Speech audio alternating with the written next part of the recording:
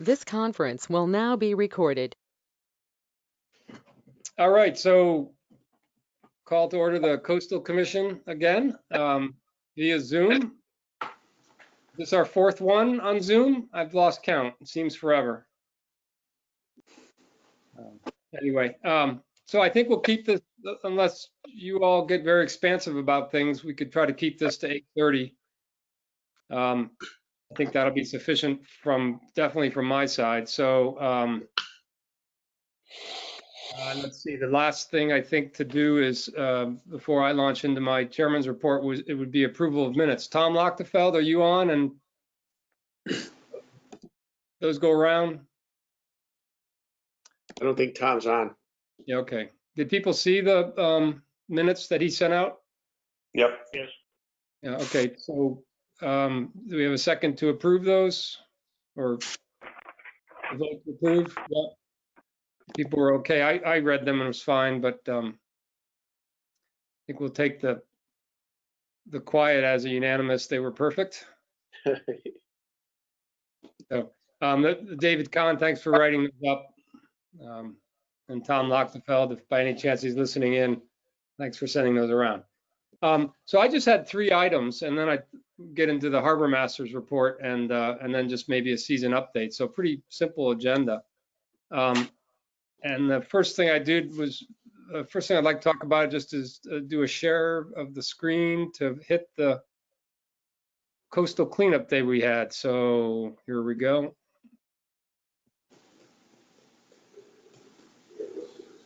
Everyone can see that picture? Yep. Yep. Yeah, so this was, I think I sent this around. You probably all saw the article also in the Darien Patch.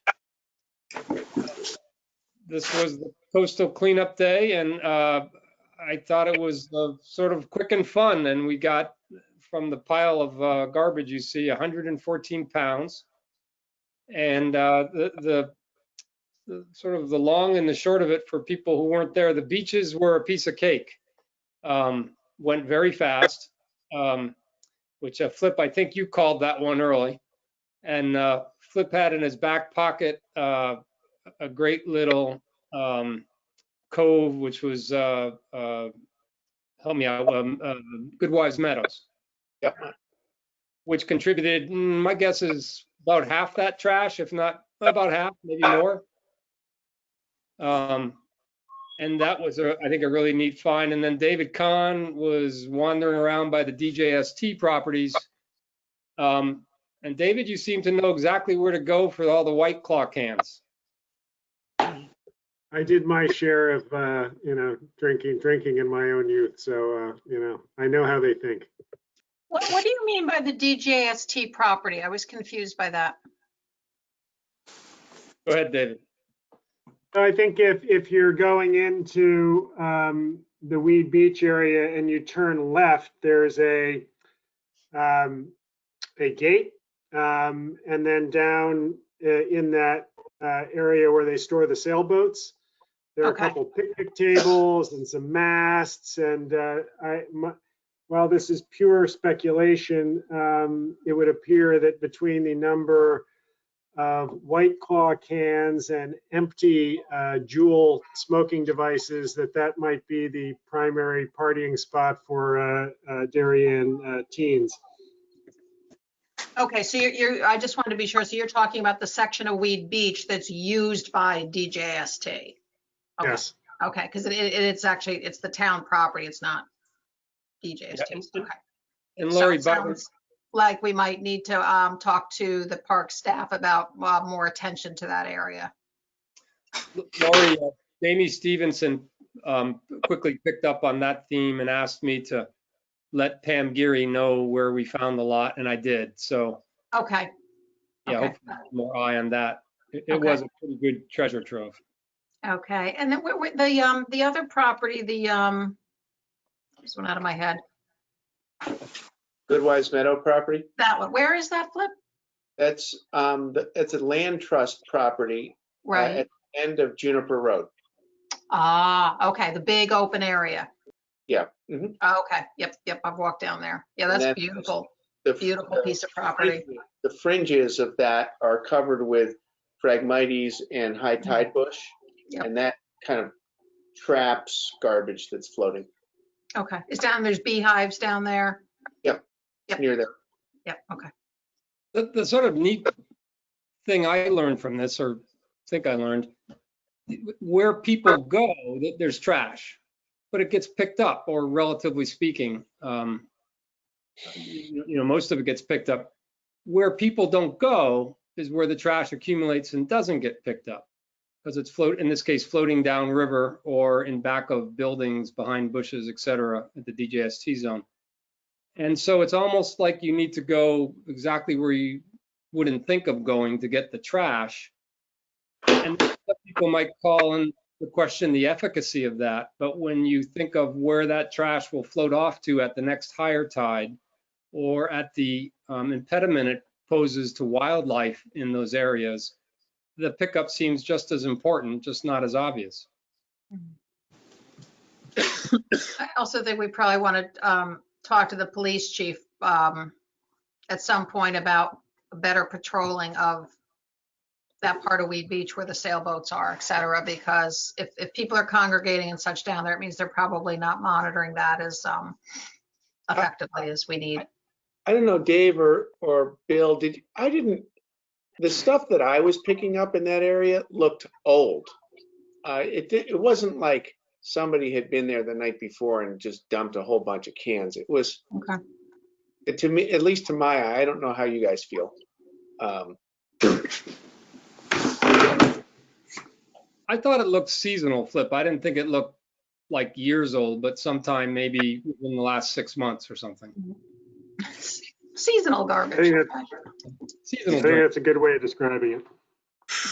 Yeah, so I mean, Lori, that area, for the police to patrol that area is sort of difficult because they got to get out of their patrol cars, I think, and walk Sure. over. Yeah. And I don't know, I don't think it's, the sense I had, it's not like every night there's a party there. Maybe there was one some number of months ago, but I think just periodically someone needs to go. I would suggest that just periodically someone from, the Parks and Rec just needs to walk over there and take a look at it. It's not, I don't think it's like a huge crisis stuff. Okay. All right. Thanks.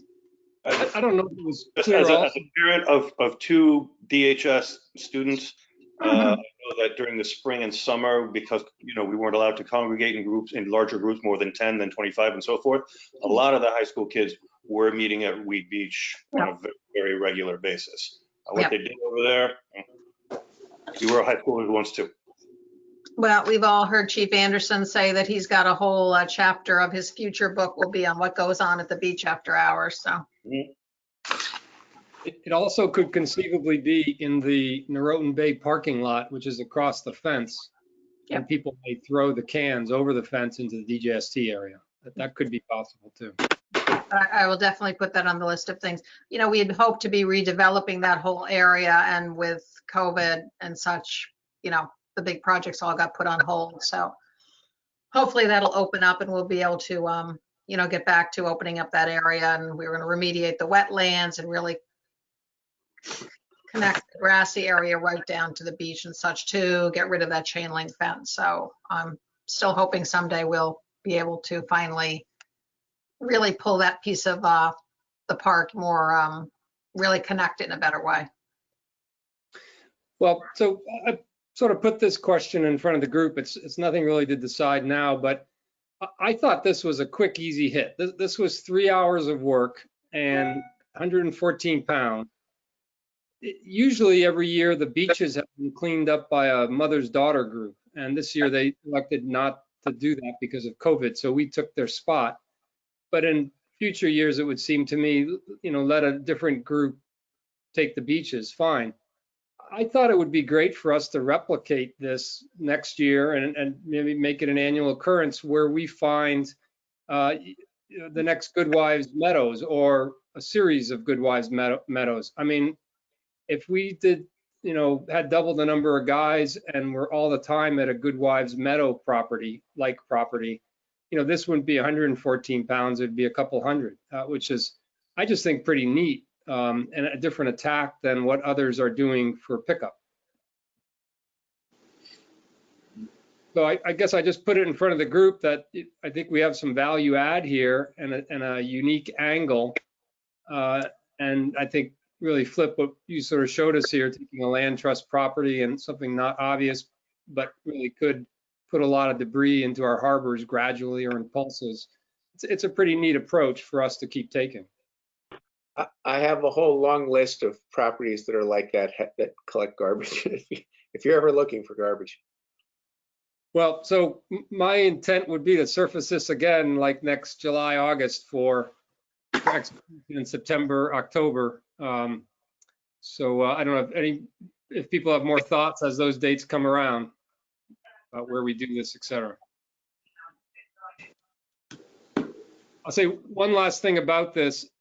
Save the Sound, we fed our results into Save the Sound. We're trying to be, have a larger impact than just Darien. I think they've got a good regional effort going. So I made, we didn't do trash picked up by trash picked up countings of what we did, what types of trash we picked up, but rather I made estimates after the fact from just, call it a unsubstantiated gut feel, but the best gut feel that I had, and listed what I thought were number of bottle caps, picked up, food wrappers, et cetera.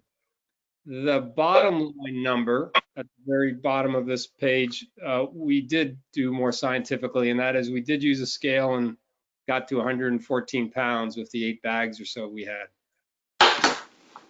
So anyway, I fed that into Save the Sound, and so we'll be part of the totals when they close this out in October. And I guess this is an Ocean Conservancy effort, which Save the Sound signs up for. So little group and the medium group and the bigger group. So let's see. The other thing I sent along was the town's consent decree on some spills it had back in October. Did everyone have a chance to take a quick look at that? I saw it. Could you provide a little more context on what actually happened? Yeah, And why? I don't know a lot. I originally got notice of this because they assumed the head of the Advisory Commission on Coastal Waters was knowledgeable about what was happening in the sewer systems. And once we found out I didn't know anything about the sewer systems, I was let off the hook, which was nice. But apparently back in October 2018, there were some spills out of the Darien system, which I think were a result of grease getting clogged up in the system, but I'm not 100% sure. That was all of it. But approximately 600,000 gallons of sewage, raw sewage, were released into Darien waters. And I think, some of it went in streams, some of it went in, I think, streets, and then flowed into other sewers in the streams, so runoff. Anyways, under the Sewage Right to Know Act, and groups like Sound monitor that, and towns like Darien, even when they have spills, they need to list what they have for spills. And Darien was doing its, fulfilling its obligation, and so Save the Sound noticed that and brought up, an action under the Clean Water Act. And I think it's got a nice ending that it was worked out with Save the Sound with a consent decree.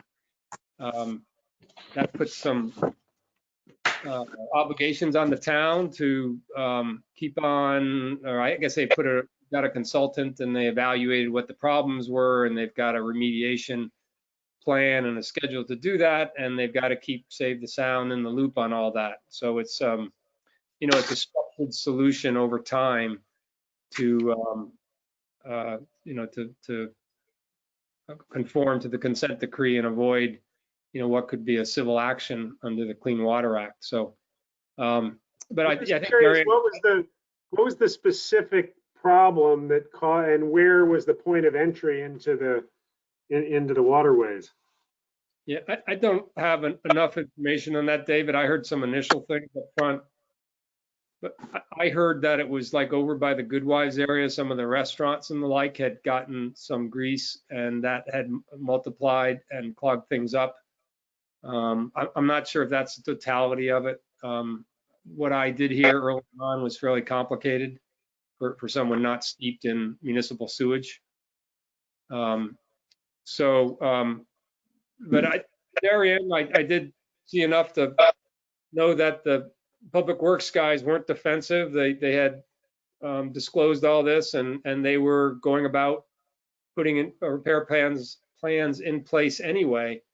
But once you file things in the sewage right to know and a environmental group gets a hold of it, it gets into a little bit of a different realm, and thus the consent decree. Do we have any idea what this is going to cost the town? I mean, this is like, if you read into this thing, this is going to cost a bundle. And I love that they want their share of consultant fees and other attorney fees.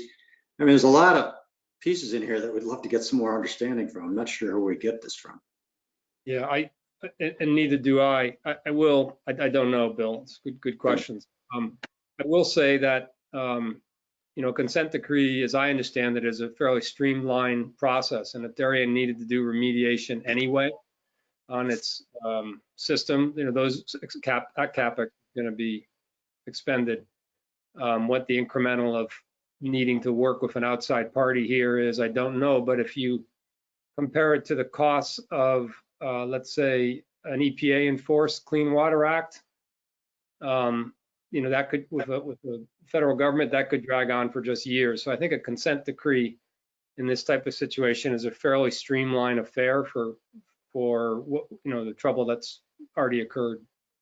Yeah, I'm also curious if there's any discussion about putting Tokenique, Scotts Cove area on sewers. I mean, that's obviously a possible, or more than a possible contributor to the situation, but they're avoiding that right now. They're just looking at the parts that failed. Yeah, no, it was a fairly, as I understand it, the complaint is specific, that there were overflows and stoppages causing overflows in a very specific area. I think it was by the Goodwives area, or Goodwives sewage lines were involved. But again, I just don't know enough. But I can't tell you how widespread the consent decree goes. I don't know enough about it. But I know the reaction was, this all came about because of some specific events on specific parts of the system. So, Can I ask one more question? I don't want to dominate the conversation, but Flip, this is something that's interesting to me, is that they're using the land trust as their method of working this out. It's a little not normal method. Do you know anything about how that ended up being that way? But I'm sorry, I don't understand that. Well, they were talking in that the land trust was going to be part to solving some of these issues as far as how the money would be spent. And I'm just kind of curious how that's connected to the Darien arrangement, how a third party then uses and I assumed you probably had some involvement with this or knew something about it. I actually did not have any involvement with it. And I don't know that, but the land trust must be just a beneficiary in connection with some of the other work that the land trust is doing. That the land trust does not have any sewage related, involvement or issues. yeah, Right. Bill, I can speak generally to this. I don't know the specifics of the Olson Woods Pond agreement, whatever improvements and funding, what exactly occurred there, I don't know. But generally speaking of this type of thing, there's what would be called a contribution agreement sought by nonprofit environmental firms. So I don't know if you want to phrase it as an editorial, I might call it a penance, but they seek to have out of there's been harm to the environment, right, from any sewage outflow, and they seek to try to balance it out a bit by getting contribution agreements out of those who violate the Clean Water Act. And I'm assuming that this was the balance that they tried to that they got to try to counterbalance that. Yeah, it's different. I mean, I worked for Exxon and they always taking money from us, but Taking it out of the taxpayers' money is a different story, so it hits me a little differently. Well, I'm not sure how all the arrangements or discussions went, but that it went locally makes, that's one nice efficiency of whatever agreement was put in place. Yeah. In my power plant career financing, I've seen some of these go to some pretty far off the mark efforts that had nothing to do with the site, but really were, giving a donation to some nonprofit somewhere in the state that just didn't have anything to do with the power plant site I was working on. So that this went to Olson Woods strikes me as a nice arrangement, if not perfect.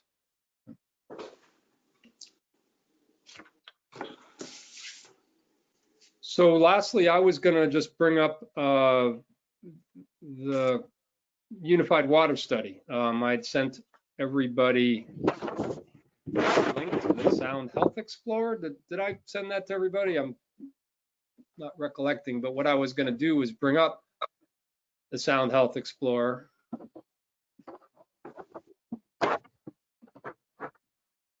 I'm just trying to shrink my screen. Oh, there we go. Can everyone see what I've got up? Yep. So we're back to Save the Sound again. They're dominating our discussion tonight. My apologies. That's 3 Save the Sound things in a row. But this is the Unified Water. What I'm about to show is the result of us working on the Unified Water Study, which is something run by Save the Sound. It's regional, EPA funded. So this is all the water quality sampling we've been doing since 2017, and the results put online. And this is a website. You're all welcome to look at it yourself, but I will go through some of just the basics showing our results, which I emailed the grades to you earlier. But this is sort of a neat website. So just sort of give it an overview. A couple big sections here are basically swimmable and fishable. Swimmable is bacteria counts in our area, and fishable is what we've been doing for the last 4 years, and that is monitoring for ecosystem health. So this is looking for oxygen levels in the water, chlorophyll, turbidity, the clearness of the water, the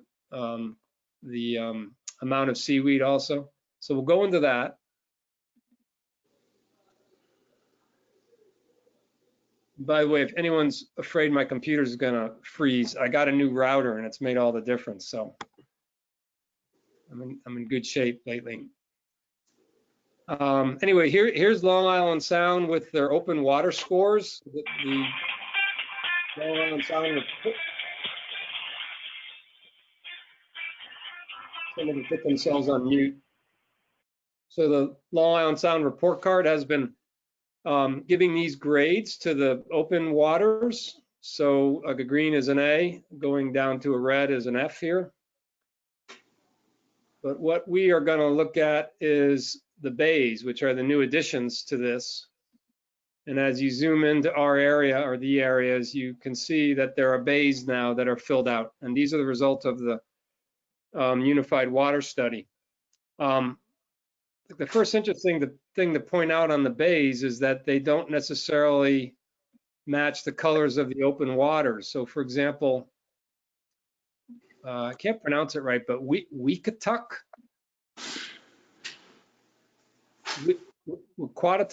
Cove, right on the Rhode Island border here, has got a lot worse grade than its surrounding or very close waters. This is an area which is well flushed, and yet Quitatuck is a D-.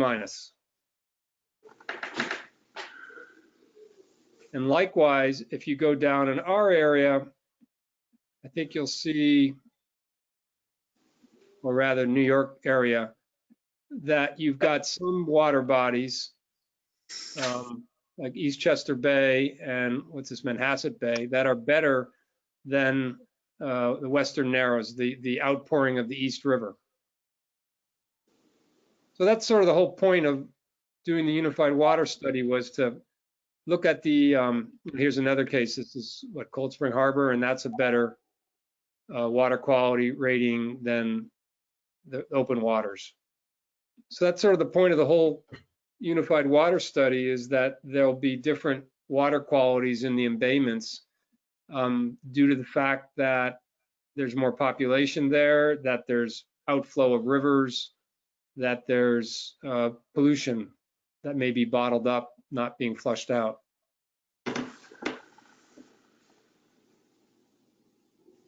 So here's our areas. Scott Cove and Darien Harbor and Cove Harbor. Those are the three, that we've been monitoring for the last 4 years. Holly Pond, unfortunately, Bill Wright and Frank doesn't do as well. So let's click on Darien Harbor. You can see overall it got a C+ for 2019. When you click on Learn More, and you get the breakdown of its rating. So the color codes match the quality for which it was measured. So dissolved oxygen, the fish gets a C+ here. Water clarity gets a F here. Chlorophyll A gets a B. And then for, I think that's what, seaweeds, macrophytes, and oxygen saturation, we get A. So the whole combination of those comes out to a C+ in their rating system. The score is 77%. This is for 2019. If you go up to the slide bar, you can put it to 2018 and see different grades. Here we get a B- with different color codes. There's no 2017. We did monitor the water in 2017, but I think there were 22 groups that year. No, it was less than that. I'm sorry. It was 22 groups in 2018. In 2017, I think it was like 9 or something. Anyways, everyone was sort of getting their feet wet in it, so to speak, and the practices were a little unsteady, and for some reason they've just let that whole year go. It was sort of a practice year, unfortunately. Back to 2019, you can go up to the top here and get the data represented in different ways. So you can see our water clarity went down in the study sizably between the 2 years. A lot of the other things stayed fairly the same.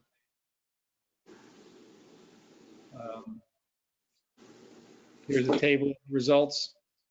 You can see the individual grades for different things. So in 2019, you can see chlorophyll got an 83, water clarity got the F at 34. These are percents.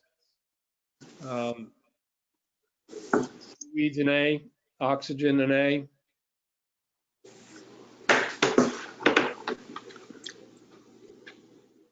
So you can do this for each of our harbors. Trying to get back out.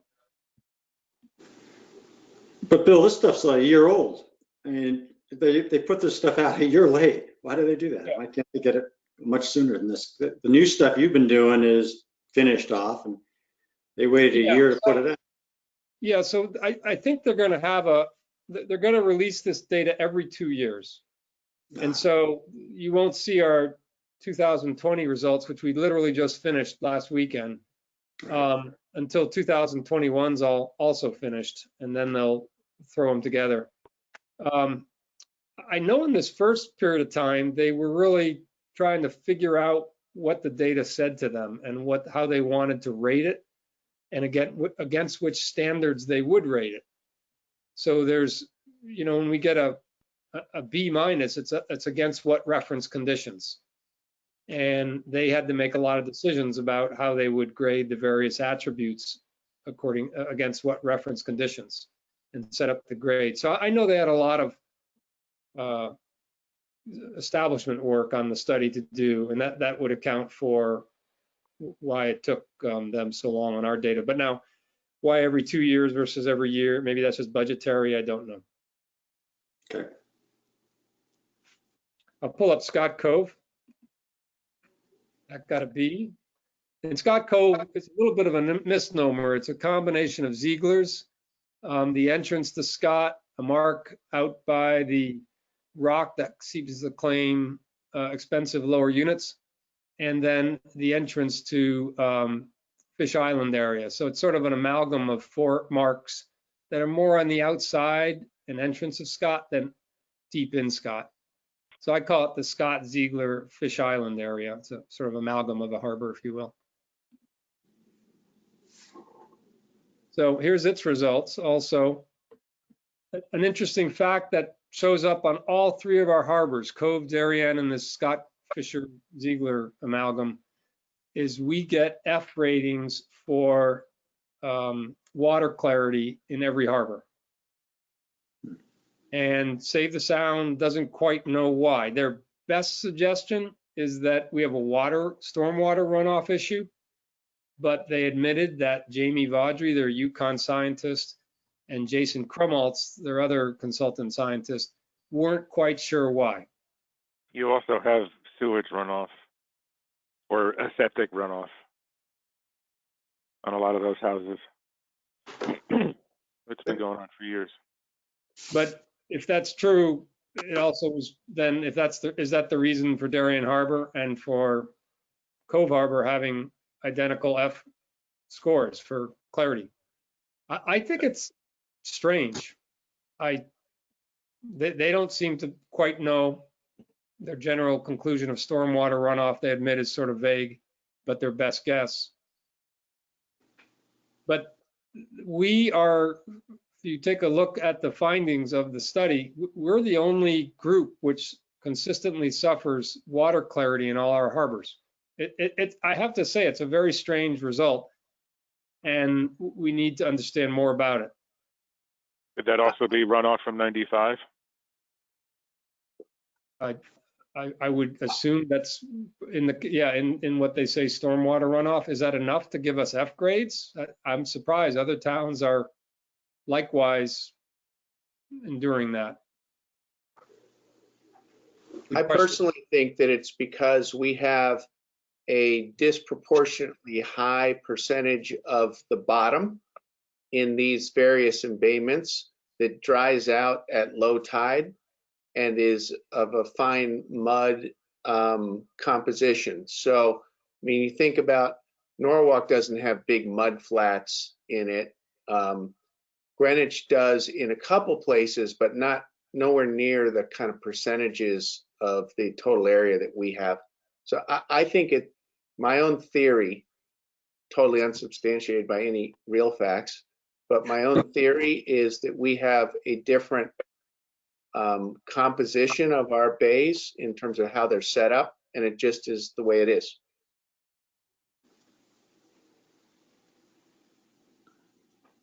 I think, Flip, I think it sounds as good as their theory at the moment, because they're claiming they really don't know. It's certainly a bit of a puzzle. I mean, what's the clarity in Ziegler's Cove, which is deep? You know, is that clarity good the whole time, all the time?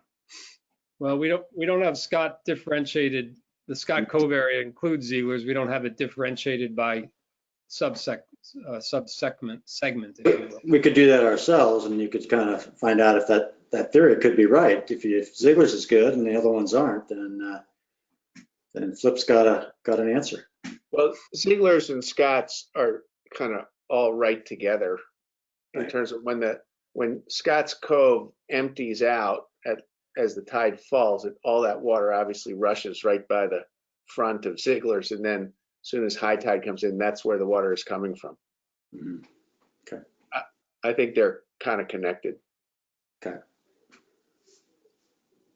Like, it's interesting to know, but if you can't define what the problem is, there's nothing to do about it, right? So love to hear what, someone define the problem more concretely, and then we could think about actually trying to do something about it. I agree.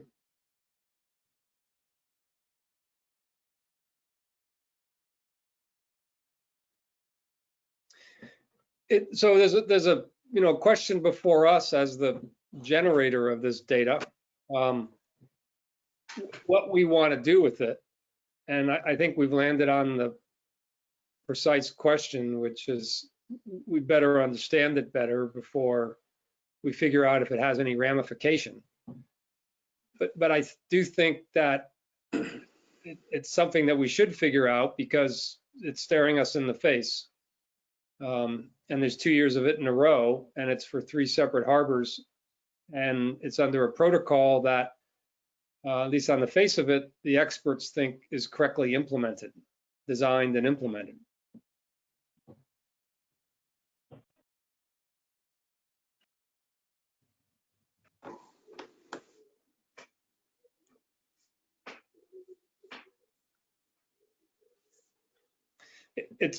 I think it's a question for our commission, because our town does not have a conservation department.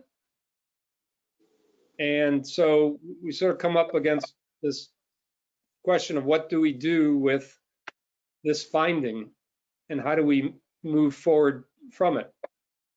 I mean, as a commission, we can keep on just generating the data, but if it's saying something to us,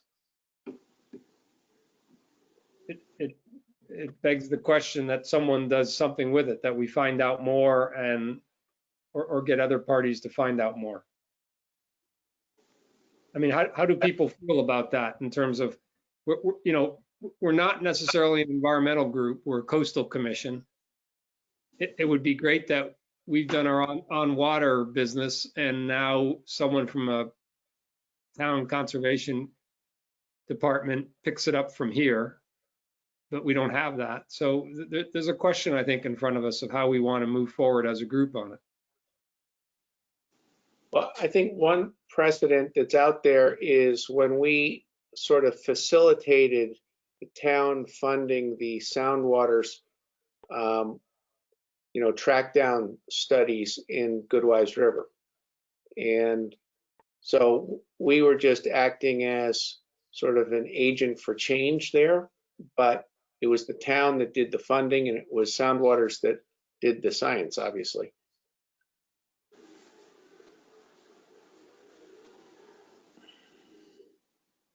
Yeah, to recognize our limits of expertise. I mean, here we haven't brought brain power to the topic. We've brought willingness and knowledge of going out in boats in the water and following instructions.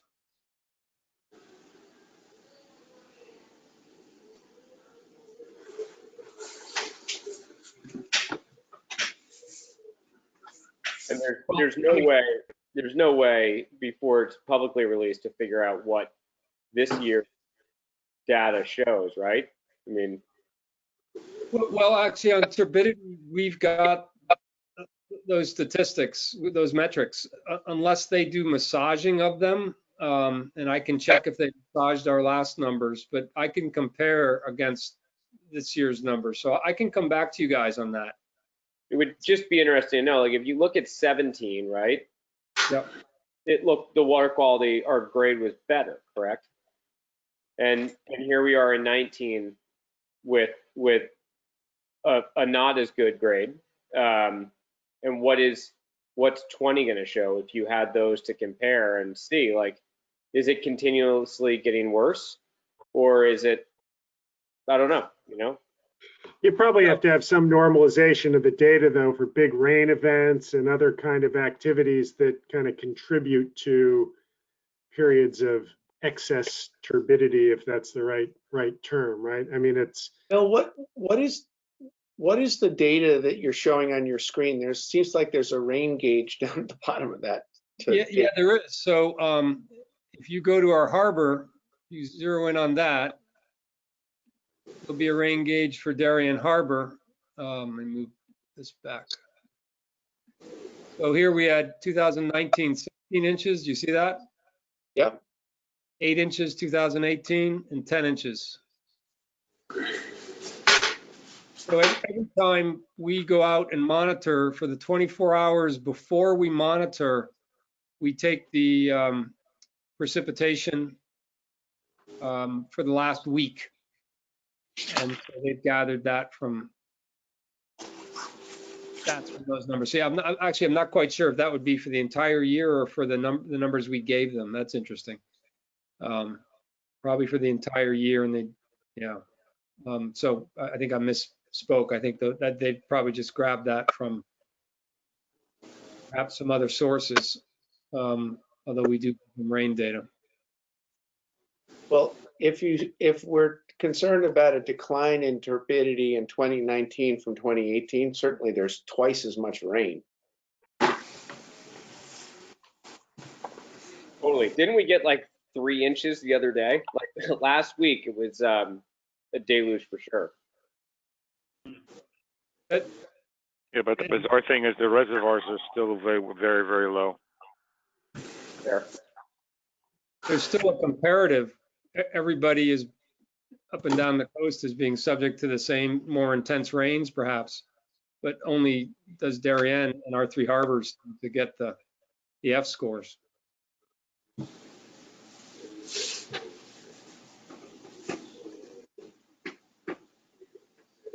Well, I don't know how to normalize the data, but I've got 17 and 20 data on turbidity that I'll endeavor to put together so that we all can see the before year and the after year to this rating. That's something probably I can toss up to Save the Sound and say, hey, whatever you do to this, throw it in your functions, normalize it, whatever, would you do it so we can understand our trends here? That's a good suggestion.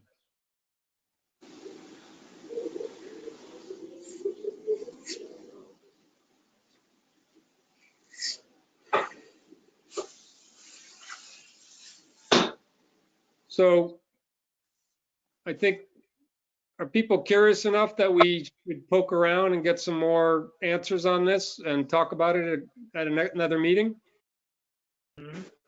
Sure. Yes. I mean, again, there's a couple roles to play here. One could just be, hey, we just collect the data. But I was actually looking through the website, and I looked at the swimmable conditions. I find it interesting that Weed Beach has an A, and Pear Tree, just the next bay over, has a B. To me, virtually the same water, but evidently it's not. Different, I don't know, maybe different river discharges. You also have a lot more boats in The Pear boats, Tree the boats is what I'm thinking. Yeah. Weed. Plus, you also get the runoff from Holly Pond too. And then, Tom alluded to the fact that there's the leaching from the septic system in Scotts Cove, and yet it gets a better grade. Well, Holly Pond, obviously, we know that's just bad, but that Scotts Cove got a better grade in water quality than other areas. Again, there's very few boats that are permanently moored in Scott Cove. So if you look at that picture, the dark green is Weed Beach, and that sort of yellow green is Pear Tree, and they have significantly different grades. Minus versus A plus. Well, we were tracking down a sewer problem on the Goodwives River. Okay, that would make sense. But then Weed Beach has the runoff from Holly Pond, which is infested with bird feces and stagnant water. Perhaps it all stays above the dam, or that helps. I don't know. Honestly, I think this stuff's hard to figure out. Mm-hmm. Oh, actually, I had asked you, I guess, a month or two ago. Remember when we had they were giving it water, saying that there was flesh-eating bacteria, and of course we had sea lice in the beaches and stuff like that.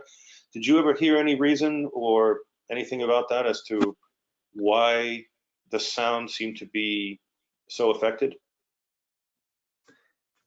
I have heard it linked with higher temperatures, but Okay. nothing decisive, conclusive.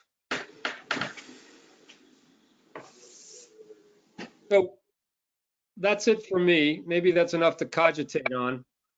We'll talk about it a little more next session, see if we've got a little incremental understanding from perhaps talking to Save the Sound about data before and after, or any other clarity we can get. And on that, people don't have any other questions. I was going to shift it to Tom Bell and the Harbor Masters report. Evening, everybody. For the first time in a long time, I have some interesting news or stories to talk about, certainly starting with today. There was a boat fire on a dock at the Darien Boat Club. Apparently, a sailor was tending to his sailboat prior to taking it out and somehow started an electrical fire below deck. To my knowledge, and the Rhoton Fire Department, the Stanford Fire Patrol boat, and the Norwalk Patrol boat came into the harbor to assist, as well as Bill Lowitz, who was helping out doing it. Anyway, significant interior damage to the boat, but nothing that would cause it to sink. But Bill Lowitz, who's the manager of the Darien Boat Club, had towed the boat out and put it on a mooring in the harbor just to be safe. But that was an exciting thing happening at the Darien Boat Club. Following that, during last week's storm, we had several boats come off of their moorings. One actually turtled and was floating upside down in the harbor. Speculation being that the owners of the boat, or two partners, weren't maintaining proper usage of the boat or charging of the batteries. The bilge pumps filled up, stopped filling. The bilge area stopped filling, and it caused the boat to flip. We had a similar couple other instances, minor instances like that at the Darien Boat Club, but that boat was scuttled, and they're actually looking for, Eric, if you want a boat to go blow up or do something, that's what they're trying to get rid of it that way. So if the fire department is interested in doing it, that would be of interest to the owners, just to get rid of it. But it was an expensive haul out. They had about 3 boats trying to turtle it back upright. And I guess they got it done late last week. And so, as I said, with all the storms, a lot of people aren't paying attention to, bilge pumps or the batteries that are pumping the water out of the boat all the time. And a couple of them just didn't work. When I was working on my boat over the weekend, it was, you could hear bilge pumps running on, without any water in it, and then all of a sudden just die. As I said, there was 2 boats in the boat club that were affected by it. But otherwise, not much else is really new this time around. Any questions? Okie dokie. Tom, what was the sailboat? Was it one of the sonars, or? No, it was a 25-foot sloop of some sort. I don't know, Bill, the name of it. I don't know the name of the owner. It was on the western side of A Dock, the Stanford side of A Dock, about 10 slips in from the end of A Dock. That's as far as, but I don't know the name of the person or the name of the boat. That would have been like, there's something called like aerophilia there, like a 25-foot Catalina or something. I think that was what it was. Yeah. Oh boy, that's too bad. Tom, it seemed like a lot of boats broke loose, second half of the summer and into the fall. Were there more than normal this year? Yes, much more normal, but the weather was just bizarre this season too.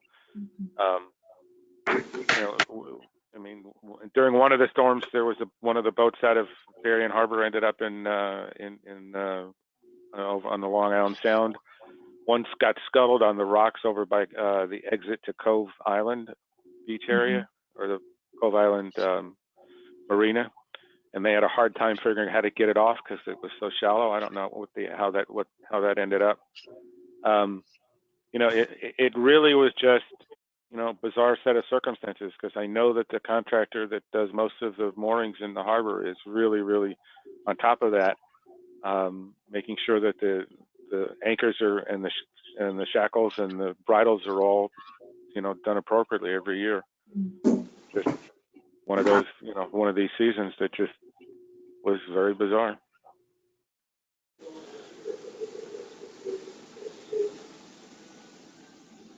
Yeah, it was just kind of nerve wracking because we'd get notices about, think about moving your boat or something, but there's really nowhere to take it. Right. The two big boats that came adrift in the last big windstorm came adrift because they had their plow anchors on their bow rollers, and when the mooring bridles got tension on them, they touched the plow anchors edges and sawed the bridles off. So it wasn't like a defect in the moorings per se. It was really just that unfortunately those owners didn't take their anchors off in anticipation of the storm. That's good to know.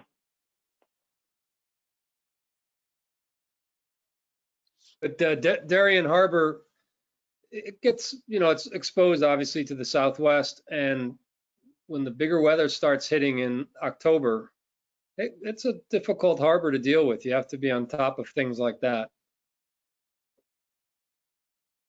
Yes, you do. Even if you're tied to, even if you have a slip at the boat club, you still have to pay attention to the things, like I said, bilge pumps, and batteries. I have 2 batteries in my boat that's just for that purpose.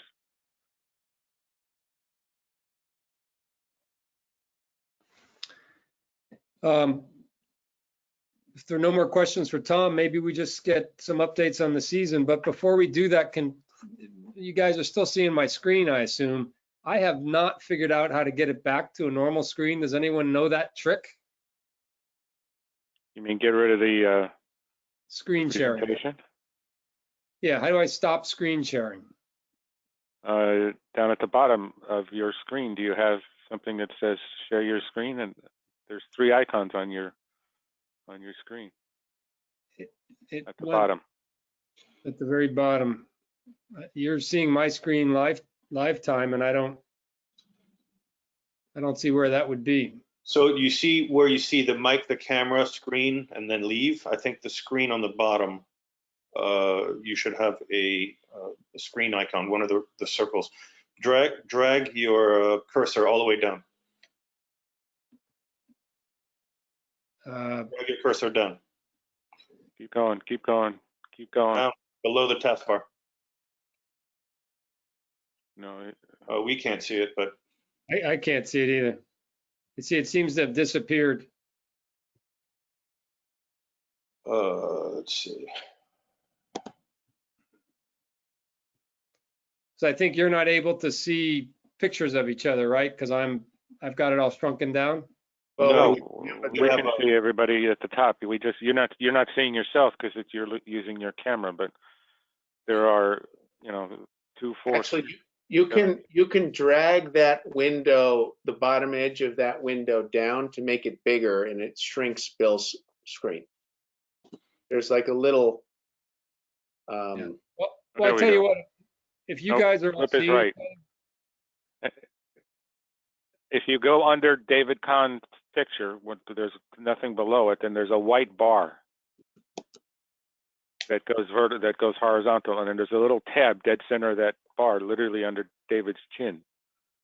If you scroll that, if you grab that and scroll it down, the pictures will become bigger. Yep, I just did that. It worked. All right. We still see some island here that he has in here, but the pictures are bigger. Yeah, I'm sorry. It doesn't seem to work for me. All right. Well, listen, if you're all seeing people and are happy, I won't hold you back here. I'm just happy enough that my router's working. So you want to just have a little update on how boating has been at the clubs, and then we'll adjourn. Maybe just a season wrap up. How are things gone for people? Well, so at Norotan, things were going, I think, pretty well until last week. But we actually had our head of waterfront, Jeff Eng, test positive for COVID on Saturday. And as a result, actually, Norotan is beginning a 10-day sort of shutdown period. So we're all hoping Jeff gets through this without any significant health issues. But for the moment, the club is in shutdown posture. We were supposed to have haul out this Wednesday and Thursday, and that has been pushed back a week now.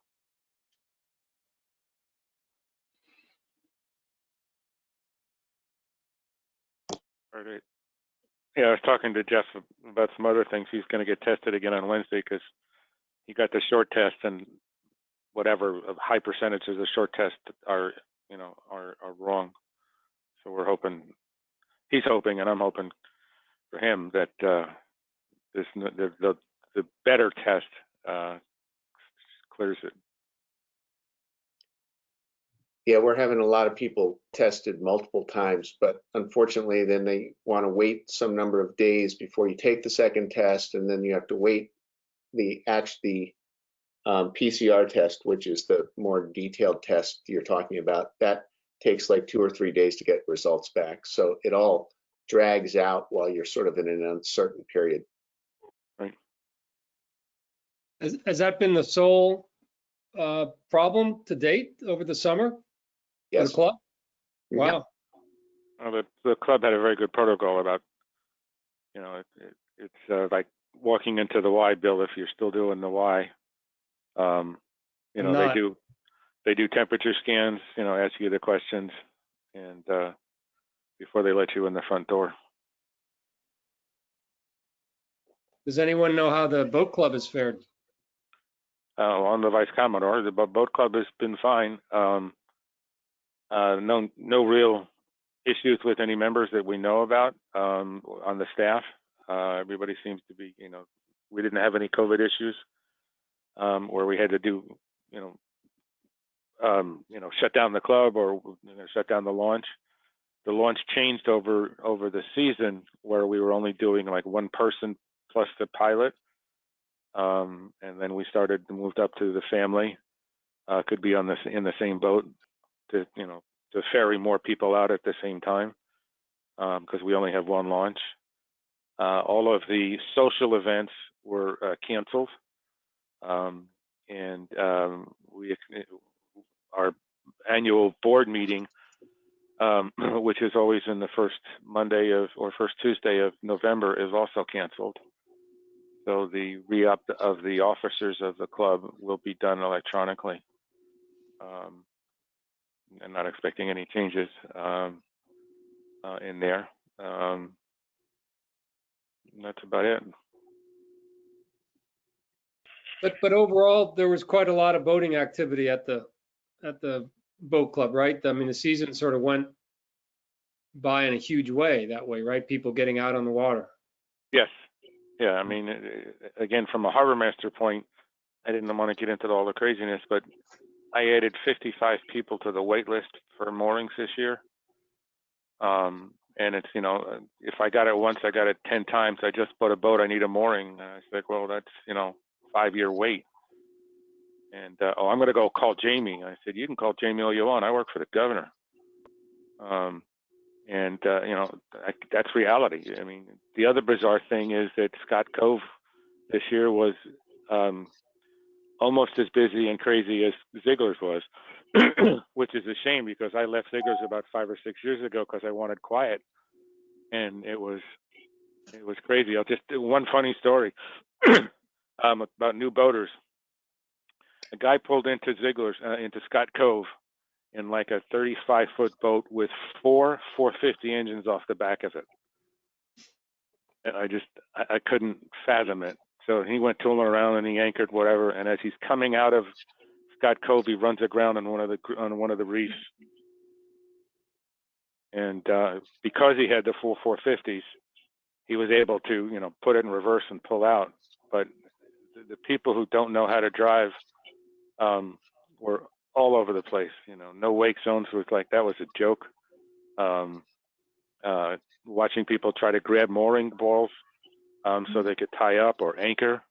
It was, if anything, it was funny to watch. It's very good entertainment. It really is. It's just the way, things are, people think they know what they're doing, and it's like, okay. I guess the moral of the story is you only need 3 450s on the back of your boat, not 4. I guess so. I've never seen, I've seen three 450s before. There's 2 or 3 boats, but not 4. You gotta go to one, Tom? No. It's worth it. It's a good. I've never been on a multi-engine boat. It's a good ride. Except the old police boat, and I stopped. I went out before they got the new one, and they let me drive it, and I lasted about 5 seconds because of the way you had to drive the old boat. You wanted to go left, you turned the steering wheel right. It was just so bizarre. It literally just stopped. Because the engines were separate apart, they weren't together. That's what they told me, but I don't know. But the new police boat is much better. I've been on that one too, and driven it. Hey, Bill, can I share my screen? Can you give me permission to do that? Yep. Is there anything I need to do, or you just do it? No, I think I'm blocked from doing it. But here, I have a picture of a boat just to show Tom what the real boats look Trying to like. figure out how I have to grant you screen Sure, sharing. no, you know what? I'm gonna I'm emailing this quickly to you. If you can pull it up from your email and put it on the screen, just Tom will get a kick of this. This one.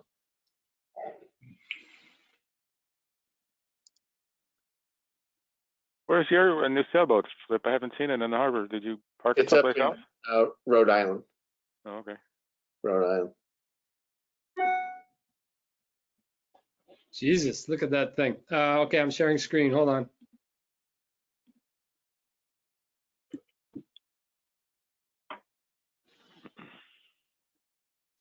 Oh, yeah. There we go. Oh, What I is can't. that? Can I don't see the. Does everybody see the transom on this? Oh, we're looking at the. Oh, here we go. I've got I the thought wrong. we were looking at the blue yacht. Oh, Oh, 5. 5. I think that's 5. 5, 7. Those are 757. Those 7 engines. unbelievable. This is South Carolina for you. Unbelievable.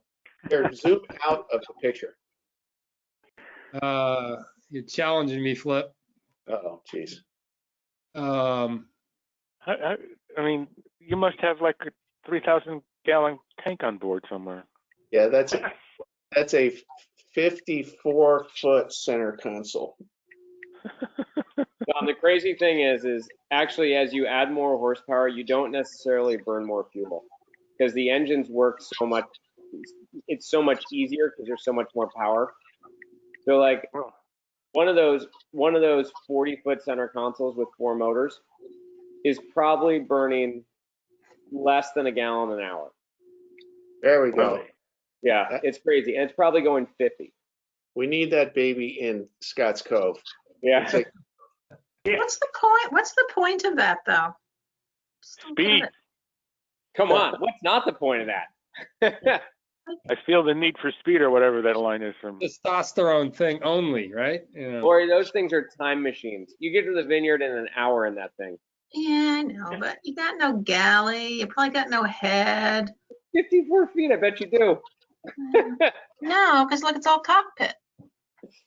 well, At least.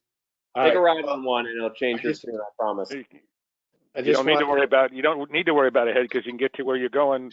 Oh, okay. All right, that makes sense then. What's all right. Well, maybe we'll see one like that next year. Well, listen, on that note, shall we call it a night with just the last, unless anyone's got some other business?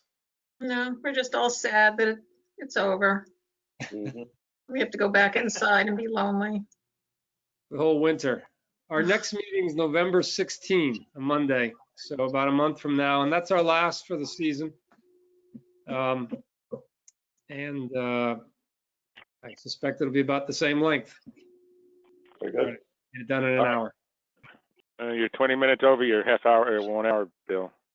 Oh, well, okay. Well, if there's a movement to adjourn, we will do so. Yep, I'll make a movement.